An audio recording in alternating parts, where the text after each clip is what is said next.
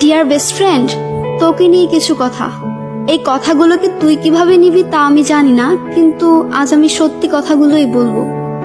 তুই তো জানিস, দেখিস সবসময় আমি বেস্ট ফ্রেন্ড নিয়ে কতটা মাতামাতি করি।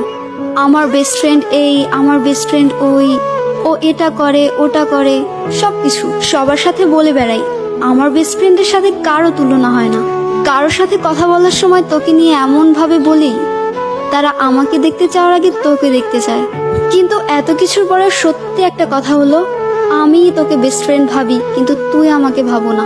হ্যাঁ, এটা ঠিক যে তুই আমাকে মাঝে মাঝে বলস যে আমি তোর বেস্ট ফ্রেন্ড হই, কিন্তু তুই আদৌ কি আমাকে মনে মনে বেস্ট ফ্রেন্ড ভাবিস? তুই যদি আমাকে বেস্ট ফ্রেন্ডই ভাবতি, তাহলে তুই আরো 3টা বেস্ট ফ্রেন্ড বানাতে পারতি না। আমি ছাড়াও তোর বেস্ট ফ্রেন্ডের অভাব নাই। আমার মুড অফ থাকলেও তোর মুড ঠিকই থাকে।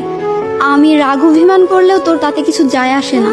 তাহলে একটু সময় হলে একটু ভেবে দেখিস, তুই কি আমাকে বেস্ট ফ্রেন্ড ভাবিস?